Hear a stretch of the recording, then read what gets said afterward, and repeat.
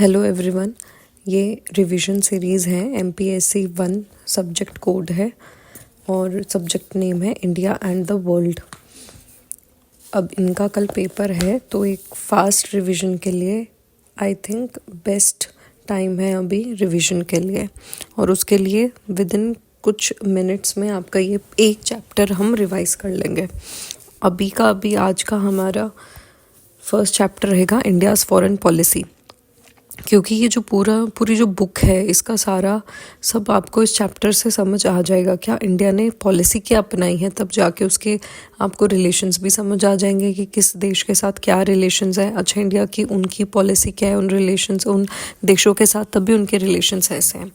तो बेसिकली ये बेस है इस पूरी बुक का, क्योंकि इसमें इंडिया की फॉरेन पॉलिसी पूछी गई है। इंडिया ने क्या तरीके अपनाए हैं हर देश के साथ अपने मसले सॉल्व करने के लिए, या फिर उनके साथ रिलेशन कैसे अपनाए हैं। तो हम ये यूनिट 6 से स्टार्ट कर रहे हैं, लेकिन ये बेस रहेगा आपका इस पूरी बुक के लिए। तो स्टार्ट करते हैं। अब देखो, इंडिया ने फेस किया कोल्ड वॉर।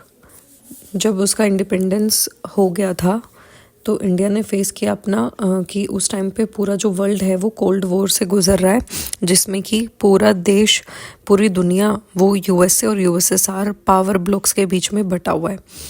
हमारे वेस्टर्न जो कंट्रीज़ हैं वो सारे USA के साइड थी, ईस्टर्न कंट्रीज़ USSR के साइड थी।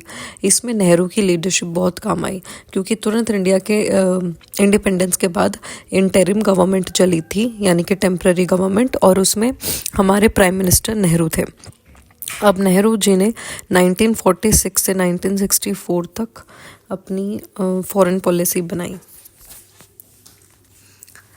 लेकिन इस टाइम पे जब कोल्ड वॉर चल रहा था और नेहरू जी के ऊपर अब सबकी नज़र थी और क्वेश्चन था कि अब वो किस पावर ब्लॉक को चूज़ करेंगे, उस टाइम पे नेहरू जी एक डायलेमा में थे, मतलब फंसे हुए थे बीच में।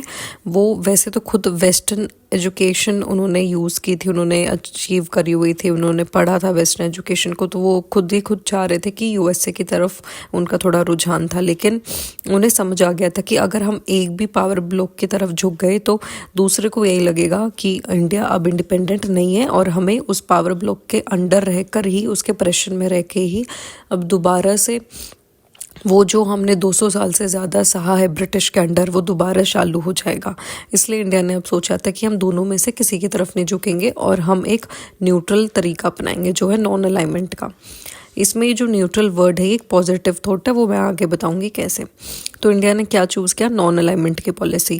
क्यों? क्योंकि इंडिया का मानना था जो भी हमने इतनी मुश्किल से हार्ड अर्न्ड सॉवरेनिटी है, जो हमने इतनी मुश्किल से अभी अचीव करी है, वो कहीं ना कहीं ख़त्म हो जाएगी, और जो हमारा अभी नया नया हमने आज़ादी पाई है वो भी कहीं ना कहीं ख़त्म हो जाएगी, क्योंकि फिर उस पावर ब्लॉक के अंडर रहकर, उसके प्रेशर में रहकर ही जीना पड़ेगा। तो बेसिकली पहले अब समझ जाओ कि नेहरू की पॉलिसीज़ की कुछ बेसिक उसूल थे, वो क्या क्या थे। एक तो यही है कि हमें अपने टेरिटरी इंटीग्रिटी को प्रोटेक्ट करना है, अपनी भी दूसरे की भी। दूसरा ये था कि हमें अपना जो इतनी सॉवरेनिटी, जो भी हमने decision making, independence decision making की जो हमने अभी कैपेबिलिटी अचीव करी है ब्रिटिश का रूल ख़त्म करके, उस सॉवरेनिटी को अब हमें दोबारा ख़त्म नहीं करना है। तीसरा, एंड ऑफ कलोनलिज्म एंड रेसिज्म। ये जो कलोनियलिज्म चल रहा है पूरे वर्ल्ड में, कॉलोनी बनाई हुई है ब्रिटिश ने, डच ने, यूरोपियन पावर्स ने, वो हमें ख़त्म करना है। रेसिज्म भी ख़त्म करना है। इसके अलावा हमें दोनों ही पावर ब्लॉक से इंडिपेंडेंस चाहिए। और चौथा ये था कि हमें इसमें ये था कि हमें जो है चाइना के साथ अपने क्लोज रिलेशन बनाने हैं, खासकर एशियन स्टेट्स के साथ, एशियन कंट्रीज़ के साथ हमें अपने अब रिलेशंस मजबूत करने हैं। अब इसमें ये मेन आपको दिख रहा होगा कि इसका मतलब है कि हमें पावर ब्लॉक्स के मिलिट्री, ये जो इनकी लड़ाई चल रही थी कोल्ड वॉर, शीत युद्ध जिसे कहते हैं, USA और USSR के बीच में, हमें इसमें फंसना ही नहीं था, इस पचड़े में। मिलिटरली हमें किसी के साथ भी अलायंस नहीं बनाना था, वरना हमें क्या करना पड़ता, उनकी कभी भी आपस में लड़ाई होती तो हमें अपनी कंट्री के वेपन्स भी, लोग भी वहाँ भेजने पड़ते, उनकी मदद करने के लिए, उन्हें सपोर्ट देने के लिए। और उसके लिए हम रेडी नहीं थे, क्योंकि अभी अब हमें इंडिपेंडेंस अभी हमने अचीव किया है, तो हमें अभी अपनी कंट्री दोबारा से उठानी थी। जिस तरीके से ब्रिटिश हमें छोड़ के गए थे वो हालत हमें सुधारनी थी। उसके बाद नॉन अलाइनमेंट जो है, इसे बोला जाता है कि ये न्यूट्रलिटी पे फोकस करता है। न्यूट्रलिटी इसमें ये मतलब नहीं है कि नेगेटिव टर्म है, इसमें है न्यूट्रलिटी का मतलब पॉजिटिव थॉट। कैसे? इंडिया को न्यूट्रलिटी यहाँ पे मतलब है कि इंडिया को अपनी जो डिसीजन मेकिंग पावर है वो अपने पास रखनी है, जिसे हम सोवरेन बोलते हैं। क्या होता है सोवरेनिटी? जिसमें हम अपनी खुद के डिसीजंस खुद लेते हैं अपनी लाइफ के, दूसरे से हम उसके एडवाइस लेकर या उसके नीचे उसके डिसीजन के अंडर दब के नहीं करते हैं, जैसा ब्रिटिश के टाइम पे हो रहा था। तो न्यूट्रलिटी का मतलब यहाँ पे ये है कि इंडिया को अपनी इंडिपेंडेंट डिसीजन मेकिंग रखनी है, खुद डिसीजन अपने लेने हैं। और न्यूट्रलिटी का मतलब यहाँ पे ये भी है कि इंडिया अब एक किसी के कमिटमेंट में नहीं है कि हम तुम्हारी मदद करेंगे मिलिट्रली या किसी भी तरीके से, अगर तुम्हारी यूएसए के साथ या यूएसएसआर के साथ फाइट होती है तो इसका मतलब ये था कि हम किसी को भी हम कमिटमेंट नहीं दे रहे हैं कि हम आपकी मदद करेंगे। हमें जब जो सही लगेगा कि हाँ इसके साथ गलत हो रहा है, हम उसके साथ खड़े हो जाएंगे। ये है यहाँ न्यूट्रलिटी का मतलब, जो है एक पॉजिटिव थॉट। लेकिन अब क्या हो रहा था, अब यूएसए ने अपनी ऑर्गेनाइजेशंस बना ली थी। नेटो जैसे बना लिया था 1949 में। इसके बदले में यूएसएसआर ने अपना वार्सो पैक्ट बना लिया था। इनका बस मकसद यही था कि इन्हें काउंटर करना है, जो भी नेटो करेगा या जो भी यूएसए करेगा हम बस उसको अपोज करेंगे। तो इसलिए यूएसएसआर भी बदले में अपनी अपनी ऑर्गेनाइजेशन बना रहा था। तो यूएसए ने नेटो के अलावा सेंटो भी बना लिया और एक सीटो भी बना लिया। और पाकिस्तान ने बहुत ही जल्दी से इनको ज्वाइन कर लिया। और इनको ज्वाइन करने का मतलब है कि फिर यूएसए उसको जब भी उसे ज़रूरत पड़ेगी तो उसे वो एड देगा। एड मतलब हेल्प करेगा मिलिट्रली, उसे वेपन्स वगैरह सप्लाई करने में। और पाकिस्तान ने ये सारी चीज़ें यूज़ करी इंडिया के अगेंस्ट। तो आगे हम पढ़ेंगे। अब ऐसे में जब हमें दिख रहा था कि भाई हम पाकिस्तान यूएसए की तरफ क्लोज हो रहा है, तो फिर हम भी यूएसएसआर के साथ हुए थे। हमने जब यूएसएसआर के साथ 1970s में हमने जब यूएसएसआर के साथ treaty of peace and friendship 20 year की थी ट्रीटी, वो साइन करी थी। वो हम आगे पढ़ेंगे धीरे धीरे। अब नेहरू को क्या हुआ? अब बेसिकली नेहरू का मानना ये था कि जैसे जैसे पाकिस्तान यूएसए से हेल्प लेते जा रहा है, वो उसको कैसे यूज़ करेगा, इंडिया के अगेंस्ट करेगा। और उसने करा भी। उसने इंडिया को बहुत बार अटैक करा। जैसे पहले 1947 से 48 के बीच में कश्मीर के इशू को लेकर किया, उसके बाद 1965 में किया, फिर 1971 में किया। ये याद रखना है आपको। तो अब जब कश्मीर इशू को लेकर उसने अटैक करा था इंडिया को, अब उसके पास हेल्प थी यूएसए की तरफ से मिलिट्री वगैरह की। तो इसमें क्या हुआ था, नेहरू ने उसको कैसे हैंडल करा ये देखो। तो नेहरू जी ने क्या करा था, उनको बहुत यकीन था इंटरनेशनल ऑर्गेनाइजेशंस में और जिस तरीके से वो न्याय प्रोवाइड करते हैं उसमें भी। जैसे यूएन था उस टाइम पे, तो नेहरू जो हैं वो ये इशू ले गए यूएन में, वहाँ पे डिस्कस करने के लिए। और वहाँ पे हुआ भी। यूएन ने ऑर्डर करा हम पाकिस्तान को कि वो अपने ट्रूप्स कश्मीर से बाहर निकाले। और साथ ही साथ फिर नेहरू ने भी ये डिक्लेयर कर दिया था कि हम प्लेबिसाइट कराएंगे कश्मीर में। प्लेबिसाइट का मतलब है कि हम लोगों से ही वोट कराएंगे कि उन्हें कहाँ रहना है, उन्हें इंडिया में रहना है या पाकिस्तान जाना है। तो ये सब चीज़ें फिर उस टाइम पे डिसाइड हो गई थी। अब लेकिन टाइम टू टाइम ऐसा भी नहीं है कि कश्मीर का इशू यूएन ने पूरी तरीके से ही सॉल्व कर दिया था, क्योंकि अभी भी ये इशू आज तक चलता है यूएन में। और ये क्यों रखा गया, ये इशू इसलिए ही रखा है यूएसए ने, क्योंकि यूएसए ही डोमिनेट कर रहा है यूएन में हर तरीके से, बजट वगैरह तरीके से, वो हम आगे पढ़ेंगे। तो बेसिकली यूएसए डोमिनेट कर रहा है यूएन को, जिसकी वजह से क्या हुआ है कि यूएन ने ये टॉपिक रख लिया है अपने पास कश्मीर का, ताकि वो इंडिया को जब भी ज़रूरत पड़ेगी तो प्रेशराइज कर सके। अब ऐसी सब चीज़ों में हमने जिसकी हेल्प लिया, जो हमारी हेल्प करने आया था, वो है सोवियत यूनियन यानी कि यूएसएसआर। जैसा कि अभी हमने पहले देखा कि भाई यूएसए क्या कर रहा था, मिलिट्रली हेल्प कर रहा था पाकिस्तान की। तो फिर यूएसएसआर ने भी इंडिया की शुरू कर दी थी मदद करना, वेपन्स के थ्रू, हर चीज़ के थ्रू। वो भी हम आगे देखेंगे। अब क्या हुआ, 1956 में सोवियत यूनियन ने हंगरी, एक देश है, तो उसको इन्वेड कर दिया। अब इस चीज़ के अगेंस्ट पूरी दुनिया उसके अगेंस्ट बोल रही थी सोवियत यूनियन के। तो हमने भी वहाँ पे दोस्ती का हाथ बढ़ाया था सोवियत यूनियन के खिलाफ, ना बोलकर और ना ही उसके अगेंस्ट यूएन में वोट करके। क्योंकि हमारा ऐसा मानना था। अब इस चीज़ को लेकर बहुत सारा क्रिटिसिज्म भी मिल रहा था नेहरू जी को कि इन्होंने तो ये तो एक तरफ तो नॉन अलाइनमेंट कर रहे हैं जहाँ पे किसी की तरफ साइड नहीं है, लेकिन अब ये यूएसएसआर की साइड कर रहे हैं, ले रहे हैं, क्योंकि यूएसएसआर ने इन्वेड करा है हंगरी, उसके यानी कि आक्रमण करा है उस पर, फिर भी इंडिया उसको वोट नहीं कर रहा उसके अगेंस्ट। तो इसका मतलब क्या है? तो इसका मतलब नेहरू ने बोला था, उन्होंने बोला कि हमें, उनका मानना ये था कि अभी यूएन ने बोल दिया था कि इलेक्शन होने चाहिए हंगरी में यूएन के अंडर, यूएन के सुपरविजन में। तो नेहरू जी का मानना ये था कि आगे चल के यही चीज़ कश्मीर में भी की जा सकती है, इसलिए उन्होंने पहले ही इस चीज़ के खिलाफ अपनी आवाज़ उठा दी थी और इसलिए उन्होंने यूएसएसआर का साथ दिया था उसके अगेंस्ट वोट ना करके, जब उन्होंने 1956 में हंगरी पे इन्वेड करा। उसके बाद अब हम अगर इंडिया चाइना का मतलब देखें, इसका मसला देखें, तो इंडिया चाइना के बीच में सबसे पहली वॉर हुई 1962 में। अब देखते हैं कि ये वॉर का बैकग्राउंड क्या है, ये हुई कैसे। तो अगर हम थोड़ा हिस्ट्री में जाएं तो 1950s में क्या हुआ था कि चाइना ने तिब्बत पे टेक ओवर कर लिया था। तिब्बत पहले अलग ही था, हम तो मानते थे एटलीस्ट अलग था, लेकिन चाइना नहीं मानता था और उसने पूरी तरीके से 1950s में उस पर टेक ओवर कर लिया। जिसके बाद वहाँ का जो दलाई लामा स्पिरिचुअल हेड था वो भागकर इंडिया आ गया और हमने उसे पनाह दे दी, हमने उसे पॉलिटिकल असाइलम दे दिया। इसकी वजह से इंडिया चाइना के जो रिलेशनशिप है वो ख़राब होने लग गए, यहाँ से रिश्ते बिगड़ने स्टार्ट हो गए थे। वरना नेहरू जी कभी ऐसा मानते ही नहीं थे, सोचते ही नहीं थे दूर दूर तक कि चाइना से भी कभी वॉर का या अटैक का थ्रेट आ सकता है। वही हम आगे जाके देखेंगे कैसे उनका क्रिटिसिज्म बन गया नेहरू जी का। तो क्या हुआ, 1950 से हमारे उनके रिलेशनशिप ख़राब होने लग गए तिब्बत को लेकर। फिर हमने 1954 में अपने रिश्ते थोड़े सुधारने की कोशिश करी, जब 1954 में हमने तिब्बत के चक्कर में चाइना के साथ एक एग्रीमेंट साइन करा, जिसमें हमने एक्सेप्ट कर लिया कि हम ट्रेड करेंगे with the Tibetan region of China. यहाँ हमने एक्सेप्ट कर लिया कि हाँ, तिब्बत जो रीजन है वो चाइना का ही एक, उसकी टेरिटरी का एक इंटीग्रल पार्ट है।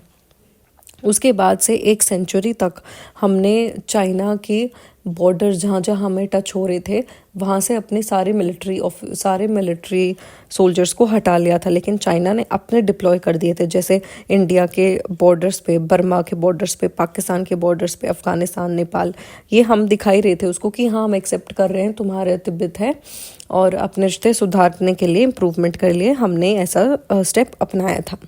उसके बाद अब क्या होता है कि हम फिर और ज़्यादा अपने रिश्ते सुधारने के लिए 1954 में पंचशील एग्रीमेंट साइन करते हैं चाइना के प्रीमियर के साथ, नेहरू जी के साथ। अब इस पंचशील जो है ये क्या है, 5 यानी कि तो 5 प्रिंसिपल्स हैं ये पीसफुल कोएग्जिस्टेंस के, जिससे कि शांतिपूर्वक दोनों ही देश एक साथ रह सकते हैं।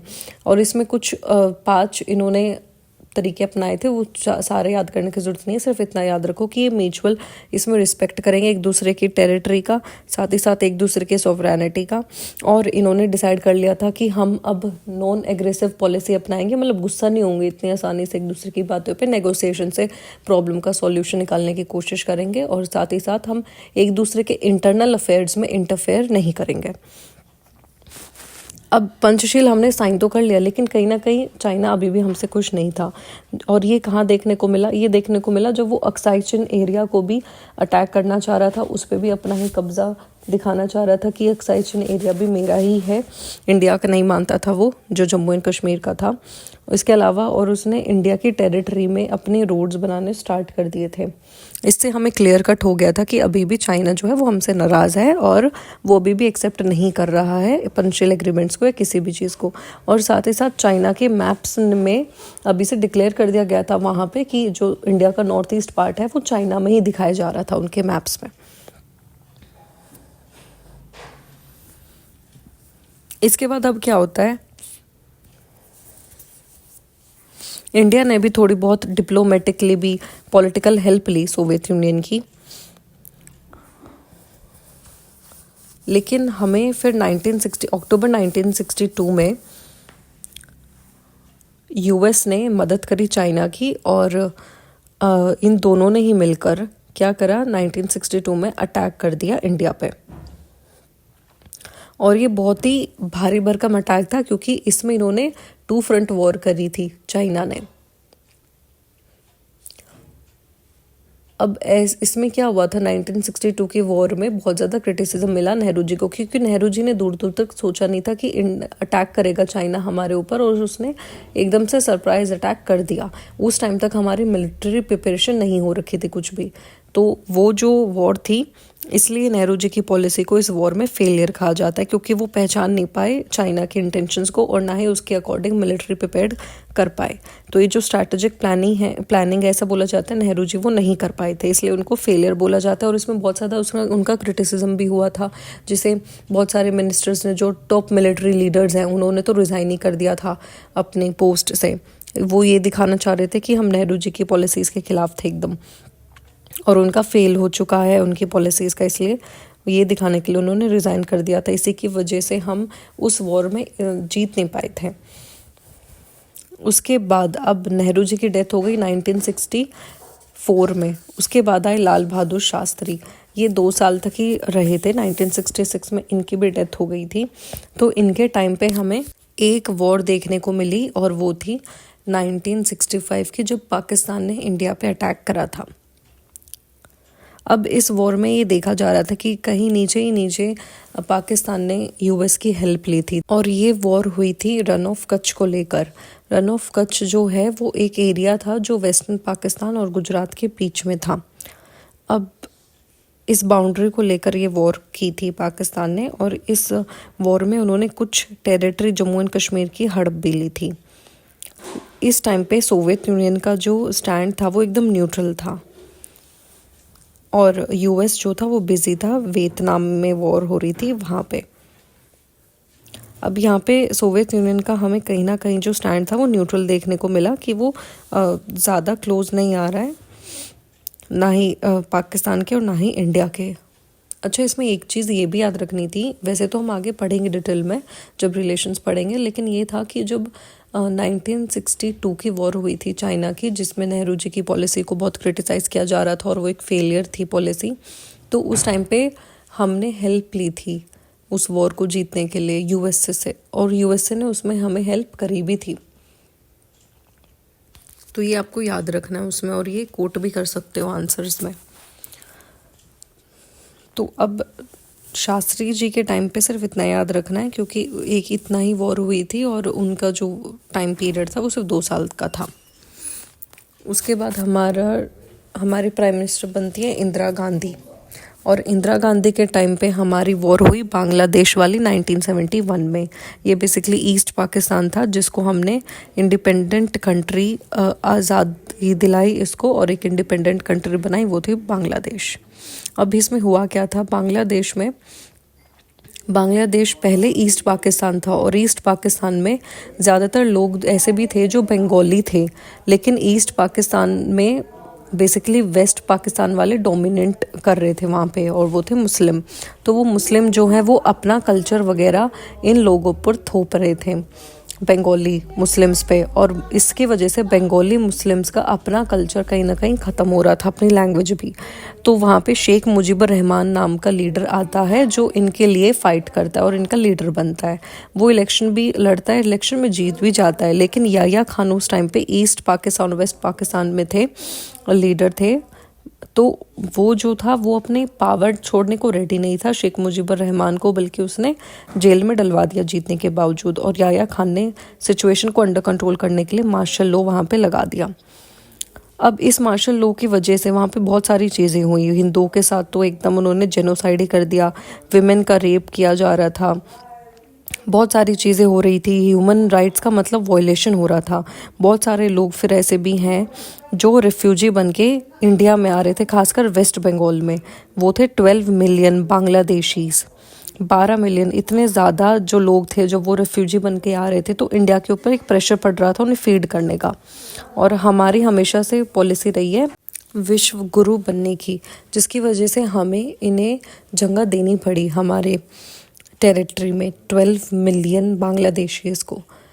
तो फिर वॉर होती है, और अब इस वॉर में ये देखा गया था कि यूएस ने मदद करी थी पाकिस्तान की, तो हमने भी इस वॉर में 1971 में treaty of peace and friendship, 20 years की ट्रीटी थी, ये यूएसएसआर के साथ साइन कर ली। तो अब दोनों को मिलिट्री सपोर्ट मिल गया, जिसकी वजह से इसमें इंडिया की जीत हुई थी और इंडिया ने ईस्ट पाकिस्तान को आज़ादी दिलवा दी थी और अभी बांग्लादेश नाम की एक नई कंट्री बन गई थी। साथ ही साथ इस वॉर में सोवियत यूनियन ने इंडिया की मदद भी करी थी यूएन में, क्योंकि यूएस अब जीत गया था इंडिया, तो वो हजम नहीं हो रहा था ना यूएस को ना पाकिस्तान को। तो यूएस यूएन के खिलाफ वहाँ पे वोट कर रहा था, उसे बोल रहा था कि ईस्ट पाकिस्तान के, क्योंकि हमने 19,000 सोल्जर्स को इसमें प्रिजनर्स ऑफ वॉर बना के रखा हुआ था, तो उनको वो फ्री कराना चाहता था, सरेंडर कराना चाहता था। इसके अलावा वो ये भी चाहता था यूएस कि इंडिया जो है वो बांग्लादेश की टेरिटरी से निकल जाए, वहाँ से अपने सोल्जर्स को भी वापस ले ले, अपनी फोर्सेस को वहाँ से विड्रॉ करा ले। लेकिन इस चीज़ के खिलाफ फिर हमने सोवियत यूनियन की मदद ली थी और उसने हमारी मदद भी करी। उसने इन वीटो पावर इस्तेमाल करी अपनी, और ये सारे रेजोल्यूशन जो यूएस पास करना चाह रहा था उनको नल डिक्लेयर कर दिया। तो ये सारी चीज़ें आपको याद रखनी है। 1971 में हमने, इंडिया ने और रशिया ने साइन करी, यूएसएसआर ने साइन करी treaty of peace and friendship 20 years की। इस ट्रीटी को भी यूएस ने वो किया था, क्रिटिसाइज़ किया था। लेकिन जैसे यूएस ने पाकिस्तान की मदद करी, चाइना की मदद करी 1962 में, 65 में, और ये सब आपस में दोस्त हो गए थे। क्योंकि जैसे बोलते हैं ना कि enemies enemy is a friend, तो हमने भी इसी पॉलिसी को अपनाते हुए अपनी पॉलिसी को, अपने सोवियत यूनियन की हेल्प को डिफेंड करा। उसके बाद अब ये जो 1971 की वॉर है ये सॉल्व हुई शिमला एग्रीमेंट साइन करने के बाद, जो इंदिरा गांधी और बेनज़ीर भुट्टो के बीच में साइन हुआ था 1972 में। इस एग्रीमेंट के तहत पाकिस्तान ने अपने जितने भी टेरिटरीज हारी थी वो सारे वापस ले ली थी। इसके अलावा जो उनके हमने 90,000 सोल्जर्स पकड़े हुए थे उन्हें हमने बहुत ही रिस्पेक्ट के साथ हमने उनको रखा हुआ था और उनको फ्री भी कर दिया।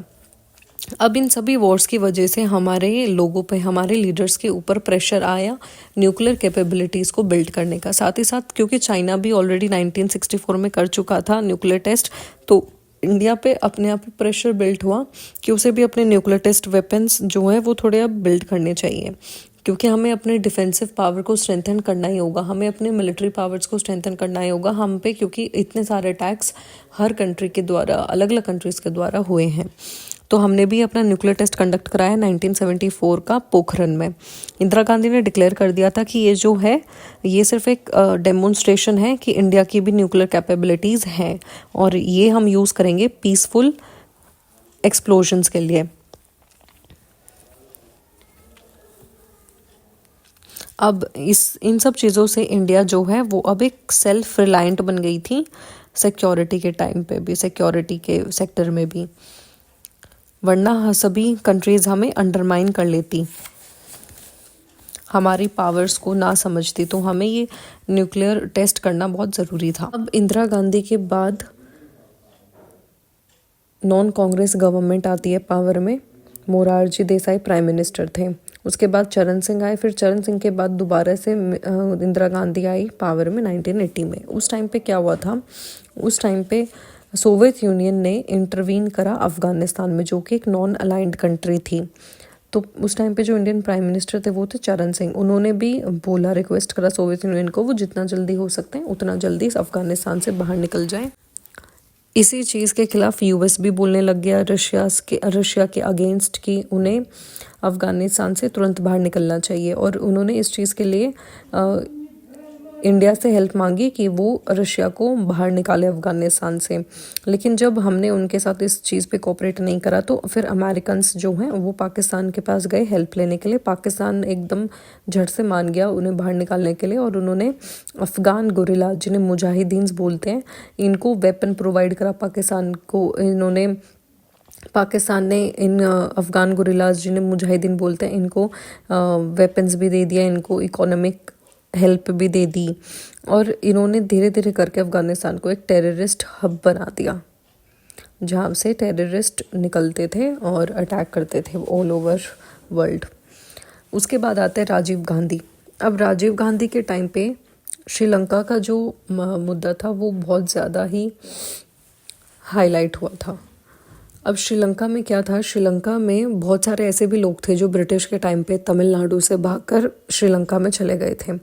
तो अब हमारे लिए प्रेशर बन रहा था कि हमें वहाँ पे वो जो तमिल लोग रह रहे हैं श्रीलंका में, उनके इंटरेस्ट को प्रोटेक्ट करना होगा, क्योंकि वहाँ पे सिन्हाला डोमिनेट कर रहे थे श्रीलंका में, और वो तमिल का कल्चर, उनकी लैंग्वेज, उनको कोई पावर नहीं दे रहे थे।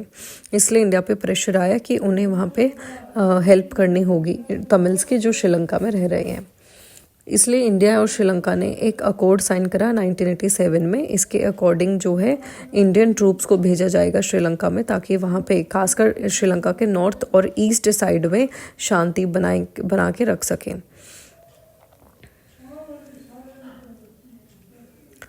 अब क्या हुआ था, इसके बदले में ये बोला गया था कि वहाँ पे जितने भी सिन्हाला लोग हैं या जो तमिल लोग हैं जो वहाँ पे वॉयलेंस कर रहे हैं, मार धाड़ कर रहे हैं, वो भी शांति बना लेंगे, वो भी शांत होके बैठ जाएंगे। और साथ ही साथ फिर श्रीलंका इन ट्रूप्स को भेजने के बाद वहाँ पे सब सिचुएशन जब नॉर्मलाइज हो जाएगी तो वहाँ पे वो इलेक्शंस करवाएगा प्रोविंशियल, और साथ ही साथ कुछ पावर भी देगा स्टेट्स को। लेकिन वहाँ पे जो है तमिल्स ने ही क्या करा, जो इंडिया ने अपने ट्रूप्स भेजे थे जो थे IPKF, Indian peace keeping force, उसी को उन्होंने समझ लिया इनोसेंट पीपल किलिंग फोर्स। तो ये मिसअंडरस्टैंडिंग की वजह से IPKF को बिना उसका जो भी अचीव करने वो गया था वो अचीव करे बिना ही इंडिया ने IPKF को वापस बुला लिया, क्योंकि श्रीलंका में तमिल्स और IPKF में ही बीच में लड़ाई हो गई थी, इसलिए हमें उन्हें वापस बुलाना पड़ा। और फिर LTT के लोगों ने क्या करा, ये LTT जो है ये तमिल लोगों ने ही अपनी एक ऑर्गेनाइजेशन बनाई थी, क्योंकि इनका मानना था कि हमें एक श्रीलंका से डिमांड करके कैसे भी करके एक स्टेट हमें भी बाहर निकलवानी है, जिसमें सिर्फ तमिल लोग आसानी से रहेंगे, अच्छे से रहेंगे और उन्हीं की पावर वहाँ चलेगी। तो ये LTT लोगों ने फिर क्या करा, राजीव गांधी के अगेंस्ट बॉम्ब असैसिनेशन प्लान करा और उन्हें मार गिराया राजीव गांधी को। उसके बाद हमारे प्राइम मिनिस्टर बनते हैं नरसिम्हा राव 1991 में। उस टाइम पे बस ये चीज़ याद रखना है कि उस टाइम पे LPG आया था हमारे देश में। लिबरलाइजेशन, प्राइवेटाइजेशन और ग्लोबलाइजेशन। लिबरलाइजेशन का मतलब होता है जब हमने सारे रूल्स हटा दिए थे ट्रेड से। इसमें क्या हुआ था, जितने भी रूल रेगुलेशन थे वो सब हमने हटा दिए थे। प्राइवेटाइजेशन में हमने ये करा कि जितने भी चीज़ें हैं, सेक्टर हैं, वो अभी तक तो गवर्नमेंट के अंडर थे, अब हमने उन्हें प्राइवेट लोगों के अंडर भी डाला। और ग्लोबलाइजेशन में ये है कि हमने अपनी इकोनॉमी, अपनी मार्केट को वर्ल्ड की इकोनॉमी और मार्केट के साथ ज्वाइन करा दिया।